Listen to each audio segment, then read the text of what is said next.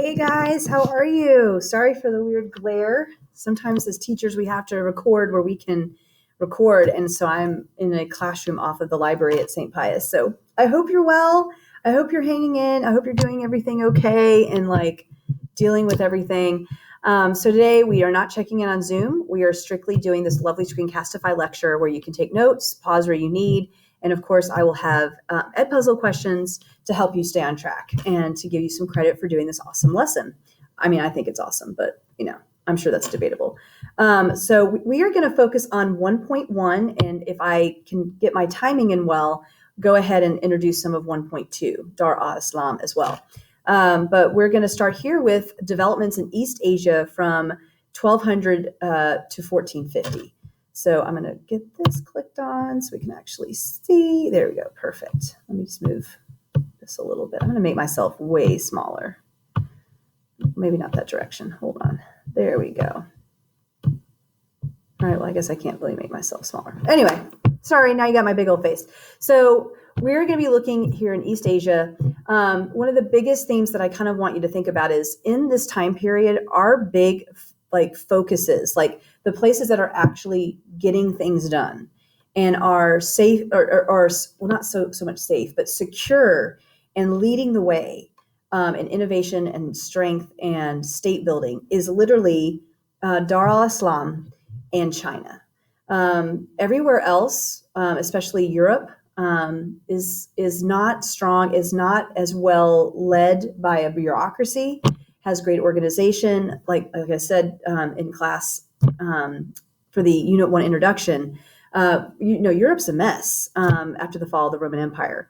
So where is our places of strength? Well, it's China and Dar al-Islam. Now, sadly, we're introducing and dropping you into 1200 into the Song dynasty of China, and they're actually kind of on their way out. And we're going to talk a little bit about how that works in China from one dynasty to another.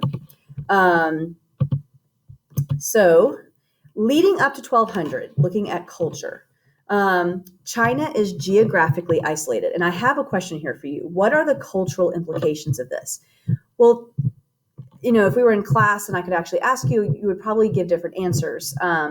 When you have geographic isolation, you could have two strengths and many weaknesses come from it.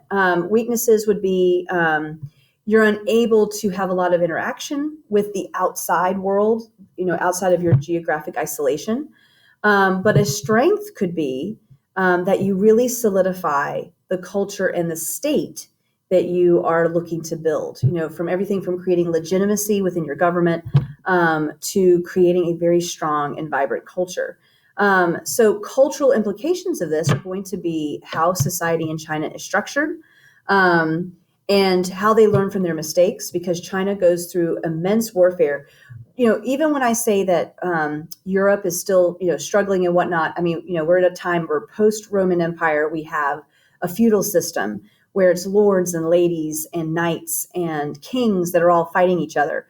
Ironically, that's not so different than what has happened in China as we lead up to the Song. And, Confucius was one of those voices of reason that kind of became the philosophic basis of Chinese society. So we're going to see a lot of cultural implications from the fact that they're geographically isolated. If this question was to ever come up on a test or the national exam, hopefully you could think of ways from just what we've just said, and of course your reading, because I don't have as much time to go into everything, on those implications of what happens when you're cut off from the rest of the world. China also gets very almost snobbish. Because they're so geographically isolated, they have to invent their own things. They can't take from other people's cultural diffusion. So eventually when the rest of the world learns about China and they want to go trade everything with China, China's like, we don't want your stuff. Your stuff is ugly. Your stuff is not of high quality. We hand make everything. We are self-sufficient. What do we possibly need from you? So we don't want to give you anything. So you're going to see other nations really having to get creative on how they can get into the Chinese market. Which eventually is going to actually be very detrimental to the Chinese. But that's going to come way later.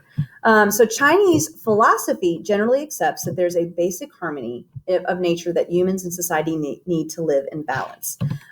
So to kind of run through these, We've got examples: hot, cold, dark, light, male, female.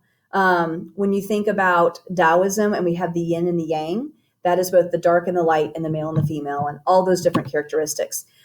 Many of the Chinese religions believed in gods and goddesses, or a god or many gods, but they didn't focus on them. Instead, but yeah, they're there to kind of honor, because that's what unifies your ancestors. That's the afterlife for them. But you needed to focus on having a very harmonious earthly life. So the big four that are going to really impact China is Buddhism, Taoism, which also has a T many times. You can see it with a D or a T, legalism, and Confucianism. So Buddhism, we already know. It is kind of also like a philosophy. It was Siddhartha Gautama's, the Buddha, his way of helping people achieve nirvana, the oneness with the great spirit Brahman in one lifetime, and not need the social caste system that was so limiting and so harmful to people. But it really was a godless type of philosophy. It was mostly just a way of life to help you then achieve what you needed. And so Buddhism and Confucianism are very alike in that way, with no gods or goddesses. But interestingly enough, Buddhism, as it travels to China, you do see the difference in the statues, and they do take on a Buddha as a divine eventually in Asia. So the big fat Buddha that people want to rub the belly, that is like the Chinese Asian Buddha versus the Indian Buddha. And then Taoism, of course, is the way, looking for that harmonious balance. Legalism is the idea that everyone pretty much defaults to screwing up, that people will make more mistakes than they will do right. And so you need to have a heavy-handed way of controlling the people, because their default setting is not to do good things. And think about the fact that that's coming out of a time when we had the Warring States period, where every different Chinese family is fighting each other. We'll see this again in Japan. And so Confucius kind of pops up at a time when everyone's fighting, and he brings this philosophy, like truly Socratic thinking of like, hey, calm it down, people, and let's just have our major relationships. Confucianism is going to have the most influence okay, that's not what I meant to do. Sorry, guys. I was trying to get rid of a little box on my screen. So let me quickly get this back. All right. So Confucianism is going to have the most influence. It brings the civil service exams. It helps the idea of a meritocracy in Confucianism, in a Confucianist Chinese society, that you can test your way into the elite, not just be born into the elite. And he's very big on the 5 primary relationships: husband to wife, ruler to subject, older brother to younger brother, friend to friend. There's, in your book, just kind of read into it because we are watching the time here.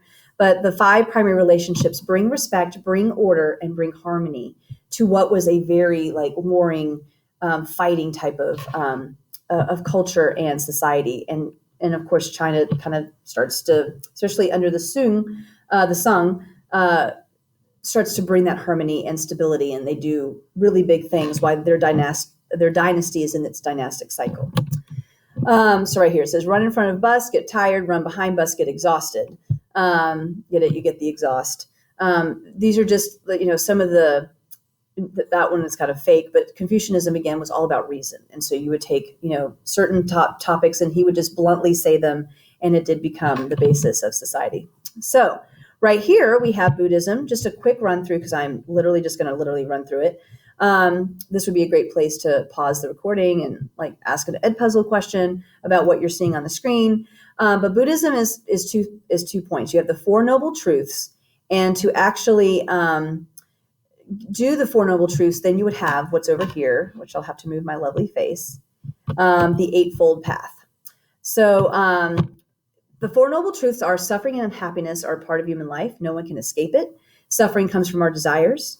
People can overcome our desire and ignorance and reach perfect peace, which is called nirvana. And people can overcome ignorance and desire by following here on the right, the Eightfold Path that leads to wisdom, enlightenment, and salvation. And so as you can see there, to have the Eightfold Path, you have to have right thought, right intent, right speech, right action, right livelihood, right effort, right mindfulness, and right concentration. So you can definitely pause that and answer any questions that might pop up about it. But you can see here how Buddhism is all about order in yourself before you bring order to those around you. Many times people have actually drawn the comparisons of Buddhism to Christianity because, again, Jesus also because as he's traveling, it wasn't that Jesus was trying to create a whole new faith. He was the Messiah to the faith that was established for the chosen people. And so he was here to show that suffering has meaning and to show that suffering will end with the Father. So there's a lot of comparison contrasts that you can make between Buddhism and Christianity. All right, moving on. There we go. So with Buddhism, how is it going to shape and change? So I'll move this over here. The Buddhism, of course, originates from India, Southeast Asia, the subcontinent. In the ancient ways, they're living Hinduism, right? So when Buddha, Gautama, becomes the Buddha, he basically started teaching that the Vedic texts were the Vedas that had pretty much established the caste system and established everyone into a social hierarchy that they would have to be reborn and reborn and reborn to get through. He says they're unnecessary, kind of like Jesus saying that the written law, he says we need to exchange it for now the spirit of the law, right? Because Jesus is now the new covenant.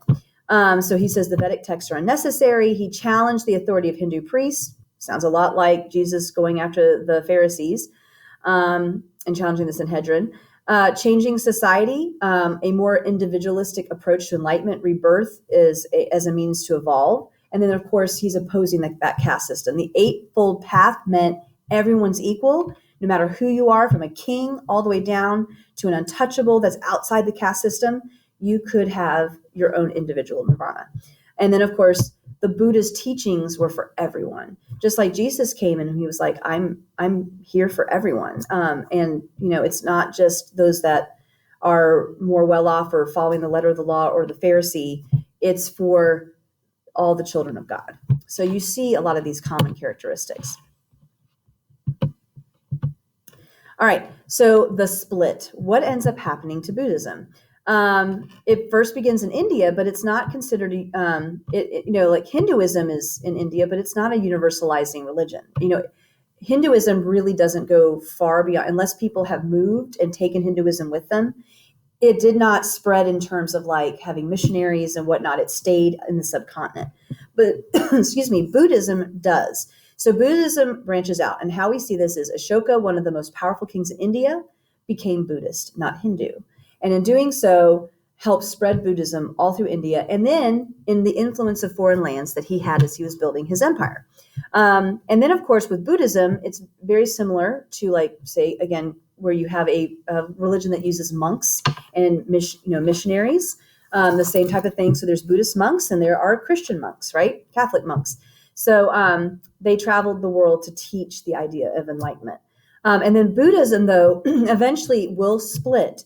So many religions, by the way, hit a breaking point, a tipping point, where it splits into like a schism, like in the Catholic Church. So the same thing happens with Buddhism. It splits into Theravada and Mahayana. So Theravada Buddhists follow Buddhist teachings exactly to the letter. That's how it's going to be. Members of Mahayana Buddhism believe that individual interpretation is important. Again, super crazy way to make comparisons. In the Catholic Church, when we have the Protestant Reformation, this, the breaking apart of Catholics and Protestants protesting the church, right? That there was flaws in the church and they wanted to protest them. But with Protestants, there is truly that belief that there is individual interpretation of the Bible, whereas the Catholic Church is our mother and interprets for us. And then, of course, after you see the teachings of the Bible, then, of course, your personal relationship with Christ and God as you're praying will also bring you individual revelation. But you have here the same type of thing. You have the Mahayana that believes in individual interpretation, and those of the Theravada that are saying, oh, no. This, we are the letter of the law. So very interesting ways of comparing and contrasting faiths. So the spread of Buddhism, this is just a lovely map that shows you where it goes and how it is going to be a universalizing type of, because it goes everywhere and it blends with governments. So you see that it's a very popular Asian belief system. I don't want to say religion, belief system. So just, it's a really interesting, just spread all over, even into Sri Lanka. All right. So this is a Confucius. The man who says he can and the man who says he can't are both correct. I love that phrase. I just thought I would share that one because it's true. If you say you can do AP World, you can. If you're going to run around and say, I can't do this course, then you're right too, right? So really, at the end of the day, the decision you make is based on your attitude. So hopefully you'll make the right one. So there we go. So leading up to 1200, what's the social structure like? Society is patriarchal. It reflects those Confucian principles. The idea of filial piety, where you serve the person above you. In your family, filial piety means that the children are going to make sure they take care of their parents. You also have, the Confucian relationships, husband to wife. Women are definitely second-class citizens. They should be cared for by their husbands, but they are second-class citizens. And eventually, as we go through, I'm going to show you a little bit as the patriarchy gets stronger and stronger. Women are going to be physically affected, their bodies physically affected to keep them closer to the home. Women, again, are the second-class citizens. So the mean people in life are those that people that don't have any meaning in their lives. And it's funny, of the ones that are, it's like artists, street performers. We'll see in society that it's great to go to a good show, but those, bless their hearts, those people, they're just not the good people. And then interestingly enough, you'll see down there merchants. And you're probably going, well, Miss Rose, merchants are pretty well off. I mean, here we have a lovely picture of a merchant family. They're dressed well. But the thing is, in the 5 primary relationships, everyone has a job, right? And everyone does their job to the best of their ability. Even if you're a poor peasant on that 5 primary relationships, the one exception are merchants, because merchants aren't really doing their own job. They're just taking from other people and then selling what they do. And so they're kind of just basically middlemen. And so ironically, they're not seen as favorable in Chinese society, even though the middleman is someone that helps get things done for the economy. And so it's interesting today, if you ever watch commercials, they'll say, oh, come, this mattress is for sale because we eliminate the middleman. Well, there you go. There's a little Confucian 5 primary relationships for you. Leading up again to the song, especially, we have a strong centralized bureaucracy. Well, Miss Rose, what is a strong centralized bureaucracy? Bureaucracy is when your government is divided into different offices where people will make sure things get done. If you just had an emperor that just yelled at everybody all the time and made all the decisions, but they're gigantic, what you're going to end up seeing is that empire will fall apart. Rome, as it came to its weaker points, did not have a strong bureaucracy where it was working together to make sure taxes were moving efficiently, roads were being fixed, that they're keeping their borders strong from invasion. You have to have a great bureaucracy in order to have a strong government. So that becomes the norm for China. We see that with the Qing and the Han dynasty when it was before Common Era, BC. And how leaders start to get legitimacy. I talked about this yesterday. Legitimacy is a big word. Is for China called the mandate of heaven. And basically, the mandate of heaven was that the gods, heaven, has stated that your family has the mandate to rule, that your dynasty will rule for however long. But the thing is, you would say, okay, well, that's great. Absolute, tyranny, they get to make all the decisions, except for the fact that with the mandate of heaven, if the people ever feel like the mandate has been lost, like maybe there's been a lot of famine or a lot of flooding or a lot of warfare, people might start going, maybe our leaders have lost the mandate of heaven.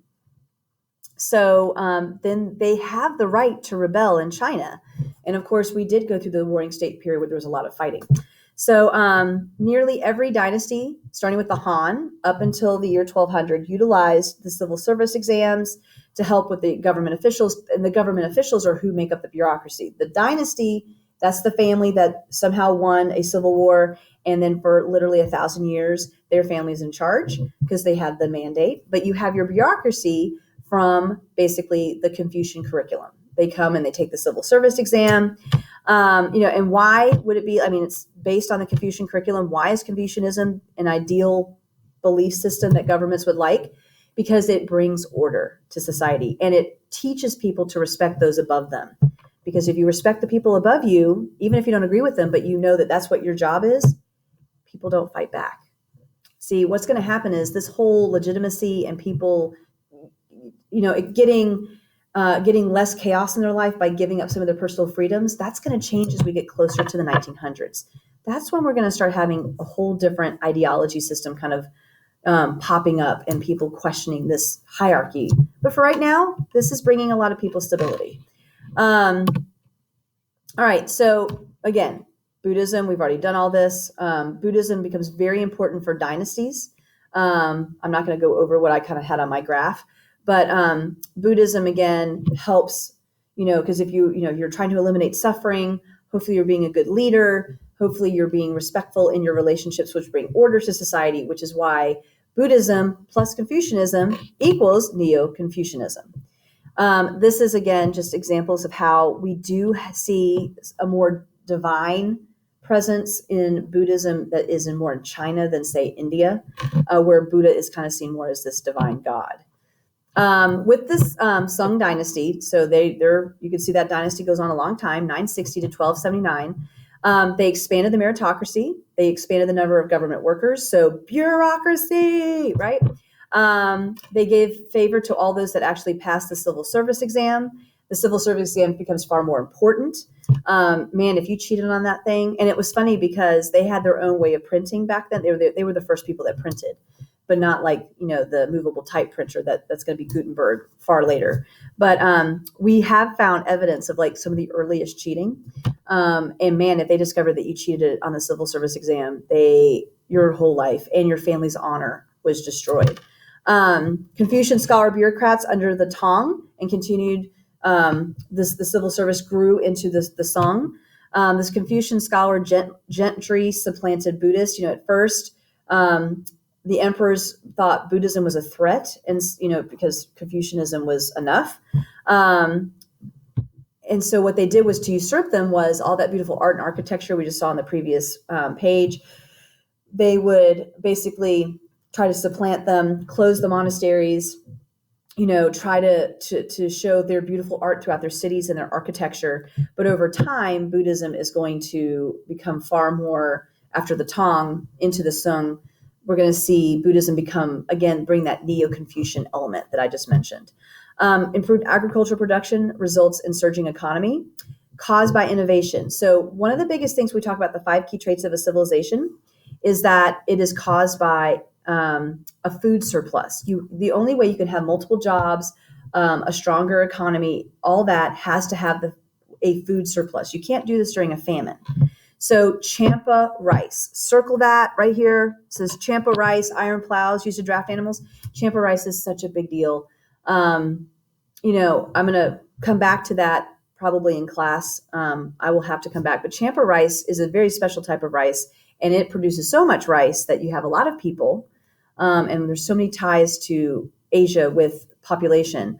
But Champa rice is also going to not just be food, but it's also innovation because how you can grow it is adapted. It's almost like domesticating an animal. We domesticate Champa rice. And so I'll come back to that. But also domesticating animals, the development of the iron plow, fertilizer. Fertilizer is from China. They start figuring this out.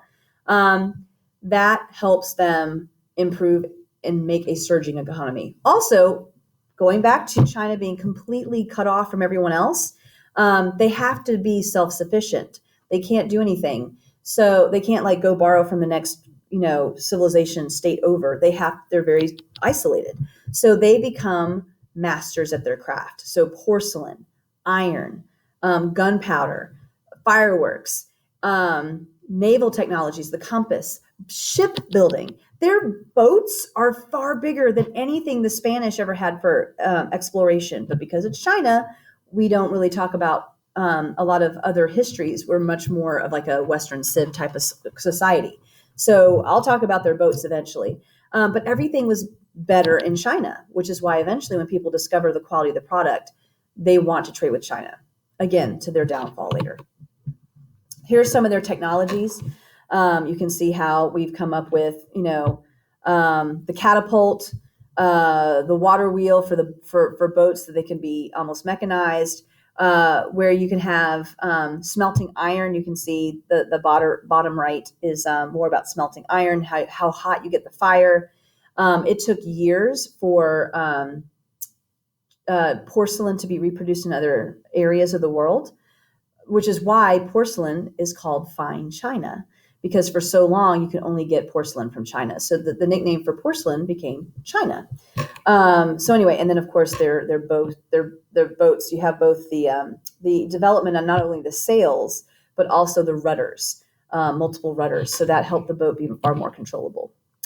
So right here, Chinese population, it was helped by the Champa rice, the more agricultural output, and then the Grand Canal. So we're going to talk about the Grand Canal, but basically you had to control the river, the Yellow River, and the flooding in order to make the food and not kill the people.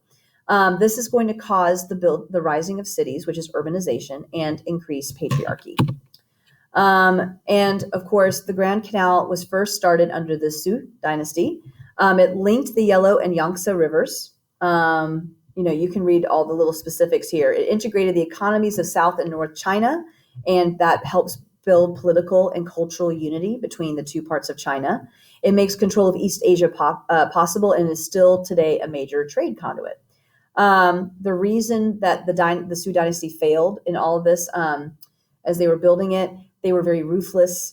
They couldn't keep up with improvements. They exhausted their state resources. So the Song are eventually going to get credited for making the Grand Canal their own because the Sui couldn't do it. And eventually they were overthrown.